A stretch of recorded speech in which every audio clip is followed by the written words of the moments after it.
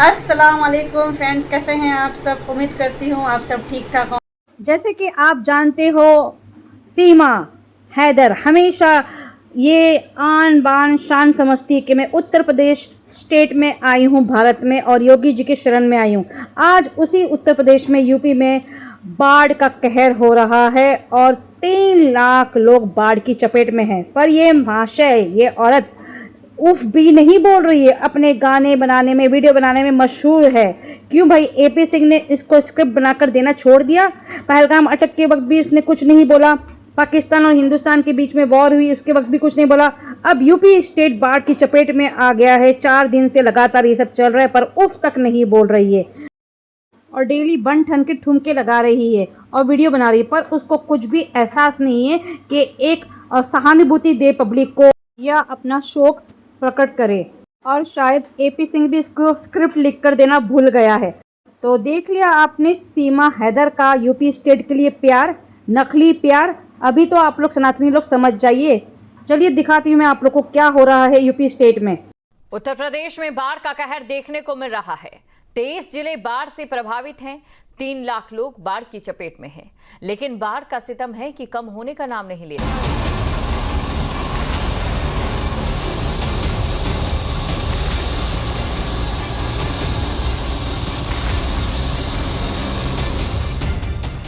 बादल से पानी नहीं, आफत बरस रही है। आलम यह है कि नदियों में उफान है, जिंदगियां खतरे के निशान पर हैं और जारी है सैलाब का सितम। उत्तर प्रदेश में बाढ़ कहर बनकर टूट रही है। 23 जिले जलमग्न हैं। 3 लाख से ज्यादा लोग पानी की चपेट में हैं और जिंदगी की जंग अब नावों और राहत शिविरों में लड़ी जा रही है। यह है आपदा की घड़ी, जहां हर मिनट हर सेकंड मायने रखती है। और इसी बीच मुख्यमंत्री योगी आदित्यनाथ खुद राहत कार्यों की मॉनिटरिंग कर रहे हैं। 23 जिले डूब चुके हैं। घरों में पानी, खेतों में पानी और सड़कों पर पानी। चारों तरफ सिर्फ पानी और तबाही का मंजर। 3 लाख से ज्यादा लोग प्रभावित, यानी आंकड़ों के पैमाने पर देखें तो पूरा का पूरा एक शहर बाढ़ में कैद हो चुका है। और इन्हें बचाने के लिए सरकार ने अब तक 892 नावें और मोटर बोट तैनात की हैं। 133 स्थायी बाढ़ चौकियां सक्रिय की गई हैं। बाढ़ का पानी लगातार बढ़ रहा है और राहत का इंतजार भी है। 10,688 लोग फिलहाल सुरक्षित हैं। 18,842 लोगों को सुरक्षित स्थानों पर शिफ्ट किया गया है। लेकिन बचे हुए लाखों लोग अभी भी अपने घरों की छतों और ऊंचे स्थलों पर मदद का इंतजार कर रहे हैं।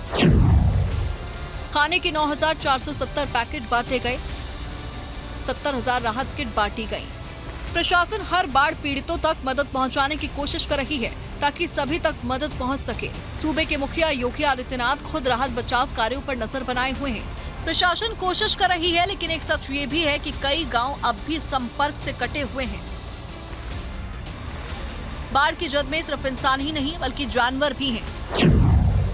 38,264 पशु भी प्रभावित हैं। सरकार ने 2017 क्विंटल चारा बांटा है, लेकिन बाढ़ में फंसे किसानों का कहना है कि पशुओं तक चारा पहुंचाना आसान नहीं। कई जगह पानी इतना है कि नाव भी नहीं जा सकती। कानपुर में गंगा नदी का जलस्तर लगातार चौथे दिन तेजी से बढ़ रहा है। हरिद्वार और नरोरा से बड़े पैमाने पर पानी छोड़े जाने के कारण गंगा बैराज के सभी गेट खोल दिए गए हैं और उनकी ऊंचाई भी बढ़ा दी गई है। तेजी से बढ़ते जलस्तर के चलते कटरी क्षेत्र के कई गांवों में कटान शुरू हो गया है। प्रशासन हालात पर कड़ी नजर रखे हुए है और बाढ़ के संभावित खतरे को देखते हुए कई गांवों में लोगों को घर खाली करने की चेतावनी दी गई है। शुक्लागंज में गंगा चेतावनी बिंदु को पार कर चुकी है और अब खतरे के निशान की ओर बढ़ रही है। लगातार बढ़ता पानी गंगा किनारे बसे लोगों की चिंताएं बढ़ा रहा है। प्रशासन ने राहत और बचाव दलों को अलर्ट मोड पर रखा है। साथ ही प्रभावित इलाकों में निगरानी तेज कर दी गई है। कानपुर में गंगा का जलस्तर बहुत तेजी से बढ़ रहा है। गंगा का बढ़ता हुआ जलस्तर स्थानीय ग्रामीणों की दिलों की धड़कनें बढ़ा रहा है। ऐसे लोग जो कटरी के गांवों में रहते हैं उनमें अब बाढ़ का डर बढ़ गया है। वहीं प्रशासन ने लगातार गंगा की मॉनिटरिंग करना शुरू कर दिया है। तमाम बाढ़ चौकियां बनाई जा रही हैं। साथ ही साथ ग्रामीणों को ताकीद किया जा रहा है कि वे संभावित बाढ़ को लेकर के अलर्ट रहें। उन्हें अपने गांवों को छोड़ना पड़ सकता है। पिछले दिनों उत्तर प्रदेश के तमाम ज़िलों में गंगा का रौद्र रूप देखने को मिला, लेकिन कानपुर में हालात सामान्य रहे।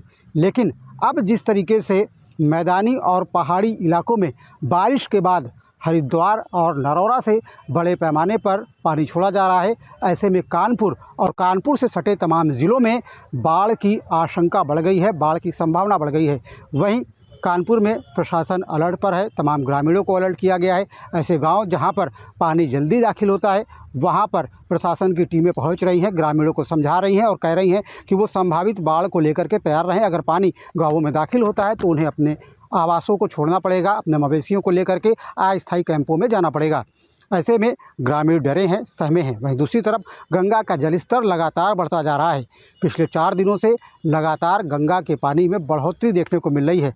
जिस तरीके से लाखों क्यूसेक पानी पीछे से आ रहा है, ऐसे में गंगा बैराज के गेटों पर दबाव बढ़ गया है। एक तरफ जहां बैराज के सभी 30 गेट खोल दिए गए हैं, वहीं गेटों की ऊंचाई भी बढ़ा दी गई है, जिसकी वजह से बड़े पैमाने पर पानी आगे डिस्चार्ज किया जा रहा है। और यही वजह है कि गंगा के किनारे तमाम स्थानों पर कटान देखने को मिल रही है। साथ ही साथ ग्रामीणों के बीच बाढ़ का खतरा बढ़ रहा है। दरअसल गंगा इस बार सबसे ज़्यादा उफान पर कानपुर में है, क्योंकि पिछले दिनों जब बारिश हुई उसके बाद पानी ज़रूर यहाँ से डिस्चार्ज किया जा रहा था, लेकिन कानपुर में गंगा का जलस्तर 112 मीटर के मार्क के नीचे रहा। लेकिन शुक्लागंज में ये मार्क अब पार हो चुका है, जो कि चेतावनी बिंदु है। ऐसे में गंगा लगातार खतरे के निशान की ओर बढ़ रही है और ऐसे में बाढ़ का खतरा भी लगातार बढ़ रहा है। मुरादाबाद में रामगंगा नदी का जलस्तर बढ़ने से कई गांवों में बाढ़ का खतरा मंडरा रहा है। बाढ़ की चपेट में कई गांव आ गए हैं। बाढ़ के चलते कई गांवों के संपर्क मार्ग में पानी भर गया है। बाढ़ के चलते हजारों एकड़ फसलें जलमग्न हो गई हैं। मथुरा में यमुना नदी का जलस्तर बढ़ने से घाटों पर सुरक्षा को लेकर पुख्ता इंतजाम किए गए हैं। स्नान घाट पर सेल्फी लेने पर रोक लगा दी गई है। सुरक्षा को लेकर पुलिस की तैनाती की गई है। पुलिस लोगों को सतर्क कर रही है कि घाट पर सेल्फी न लें और सुरक्षित स्नान करें। सुरक्षा में तैनात पुलिसकर्मी का कहना है कि लोग नियमों का उल्लंघन कर रहे हैं। इस समय यमुना उफान पर है, रौद्र रूप है। 165.36 मीटर उसका जो गहराई है वो नापी गई है। इतना पानी इस समय यमुना में चल रहा है और वो खतरे का जो चेतावनी का निशान होता है वो बताया जा रहा है। आसपास जो यमुना के रिहायशी इलाके हैं वहां पर पानी ने दस्तक दे दी है। करीब 1 दर्जन जो गांव है नौझील इलाके के, सुरीर इलाके के या बलदेव इलाके के, वो पानी की चपेट में आ चुके हैं, जिसकी वजह से ग्रामीण इलाकों में जो जनजीवन है वो पूरी तरह प्रभावित हो गया है। वहां जो पशुओं के लिए जो किसान चारा लेकर जाते हैं उन्हें काफी दिक्कतों का सामना करना पड़ रहा है। कई लिंक रोडों पर भी पानी आ गया है, जिसकी वजह से वहां का जो यातायात है वो पूरी तरह बाधित हो गया है। वहीं वृंदावन में केसी घाट हो या फिर यमुना से सटी कॉलोनी, उनमें भी पानी ने दस्तक दे दी है। यमुना से सटी कॉलोनी में भी पूरी तरह पानी भर गया है। वहां के रहने वाले लोगों को भी दिक्कतों का सामना करना पड़ रहा है। साफ तौर पे कह सकते हैं कि वृंदावन की कुछ कॉलोनियों में बाढ़ जैसे हालात हो गए हैं और ग्रामीण इलाकों के करीब 1 दर्जन जो गांव हैं वो बाढ़ की चपेट में आ चुके हैं। प्रशासन का कहना है कि अभी खतरे की कोई बात नहीं है। हालांकि हमने जो हमारी टीमें हैं उसको पूरी तरह अलर्ट पर रखा है, लेकिन जिस तरीके से यमुना में जल स्तर बढ़ रहा है, बताया जा रहा है कि ताजेवाला बांध और ओखला बांध से कई क्यूसेक पानी यमुना में छोड़ा गया है और जिसके बाद यमुना का जो जल स्तर है वो लगातार बढ़ता जा रहा है। जिस तरीके से पानी यमुना में बढ़ता जा रहा है और आसपास इलाकों में दाखिल होता जा रहा है, तो वहां के लोगों में दहशत का माहौल बना हुआ है और वो यही सोच रहे हैं कि यमुना का जो जल स्तर है वो आखिर कब कम होगा। ये तस्वीर केसी घाट के समीप की है। यहाँ होकर जो परिक्रमार्थी थे वो परिक्रमा लगाया करते थे, लेकिन अब इस समय इस पूरे रास्ते को बंद कर दिया गया है, पूरा जलमग्न हो गया है और यहाँ जो स्टीमर और जो नावें हैं वो पूरी तरह प्रतिबंधित कर दी गई है। नगर निगम ने नोटिस जारी कर दिया है और कहा है कि कोई भी नाविक या स्टीमर चलाने वाला व्यक्ति यमुना में इस समय स्टीमर नहीं चलाएगा, क्योंकि यहाँ पर जो बहाव है वो बहुत तेज है, कोई भी हादसा हो सकता है। लेकिन बात यही है कि जो कॉलोनियों में लोग रह रहे हैं उन्हें अभी सही तरीके से प्रशासन की जो सुविधा है वो मुहैया नहीं हो पा रही। वहां पर जल भराव है और लोग 6 से 7 दिन से लगातार उस जल भराव की समस्या से जूझ रहे हैं और लगातार यमुना का जो जल स्तर है वो कॉलोनी की तरफ बढ़ता जा रहा है, जिससे लोग काफी चिंतित हैं। गोंडा जिले में भी बाढ़ का कहर देखने को मिल रहा है। जल शक्ति मंत्री स्वतंत्र देव सिंह ने गोंडा में बाढ़ प्रभावित क्षेत्रों का हवाई सर्वेक्षण किया। उन्होंने एली परसौली और बयोंदा माझा क्षेत्र का निरीक्षण करके 500 से अधिक बाढ़ पीड़ितों को राहत सामग्री वितरित की। मंत्री ने बाढ़ पीड़ितों से मुलाकात कर उनका हालचाल जाना। उन्होंने कहा कि मुख्यमंत्री योगी आदित्यनाथ बाढ़ पीड़ितों के प्रति पूरी तरह सजग है। उन्होंने आश्वासन दिया कि पीड़ितों को किसी भी प्रकार की दिक्कत नहीं होने दी जाएगी। स्वतंत्र देव सिंह ने बताया कि गोंडा में नदी का जलस्तर धीरे धीरे कम हो रहा है। उन्होंने छोटे बच्चों से भी मुलाकात की और उनकी शिक्षा के बारे में जानकारी दी। हवाई सर्वेक्षण के बाद मंत्री ने बाढ़ खंड और सिंचाई विभाग के अधिकारियों को तटबंधों का लगातार निरीक्षण करने के निर्देश दिए। उन्होंने बाढ़ पीड़ितों को बताया कि मुख्यमंत्री ने स्वयं उन्हें पीड़ितों से मिलने भेजा है। माननीय मुख्यमंत्री जी की इच्छा है कि किसी व्यक्ति का गांव गरीब किसान को परेशानी न हो। जो राहत सामग्री है, पूरी राहत सामग्री हर व्यक्ति तक पहुंचना चाहिए जो बाढ़ से पीड़ित है। ऐसा सभी लोगों को माननीय यहाँ के विधायक लोकप्रिय प्रेम पांडे जी गांव-गांव में भी बांट रहे हैं। हमारे जिला अधिकारी जी और सभी प्रशासन का अनुमान यहाँ लगा हुआ है। आप सब किसी प्रकार का अपने को समझे दुख मत समझिएगा। बाकी इस बाढ़ से क्योंकि पानी जिस प्रकार का आया है, पानी उतर रहा है, जो ऊपर से है पानी उतर, बहुत सी नदियां हैं, सरयू है, घाघरा है और हमारे तरफ शारदा है, ये सभी नदियां और आगे गंगा है, बेतवा है, केन है, क्वारी है, चंबल है, रामगंगा है, गोमती है, बहुत सी नदियां हैं।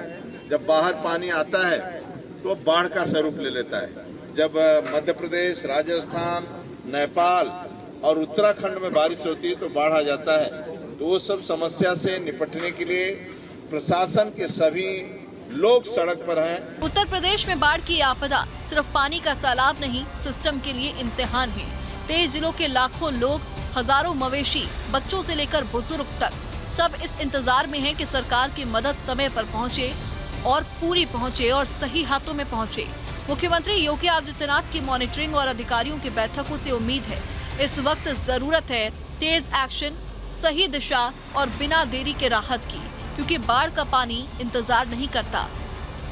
उत्तर प्रदेश में इन दिनों 23 जिले बाढ़ से प्रभावित हैं और 3 लाख से ज़्यादा आबादी पर इसका असर है।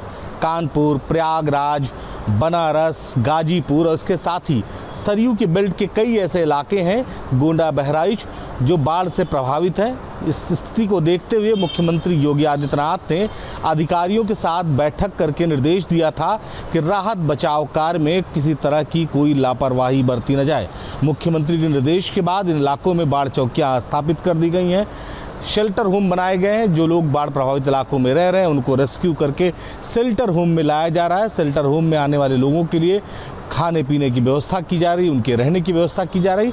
वहीं जो दूसरी तरफ बाढ़ग्रस्त इलाके में रुके हुए हैं, जो अपनी मर्जी से, जो अपनी इच्छा से, उनको भी भोजन और पानी की व्यवस्था की जा रही। पीने लायक पानी सबसे महत्वपूर्ण वो बात होती है जब कोई किसी इलाके में बाढ़ आती है, तो लिहाजा उनको पानी पीने का मिल सके, उनको खाना मिल सके, इसकी भी व्यवस्था लगातार की जा रही है। मुख्यमंत्री के निर्देश के बाद जो अधिकारी हैं वो लगातार इसमें निगरानी बनाए हुए हैं। खुद मुख्यमंत्री योगी आदित्यनाथ समेत उत्तर प्रदेश के तमाम मंत्रियों ने बाढ़ग्रस्त इलाकों का जायजा लिया था। सीएम का सख्त निर्देश है कि किसी भी स्थिति में बाढ़ प्रभावित लोगों के व्यवस्था में किसी तरह की कोई कोताही नहीं होनी चाहिए।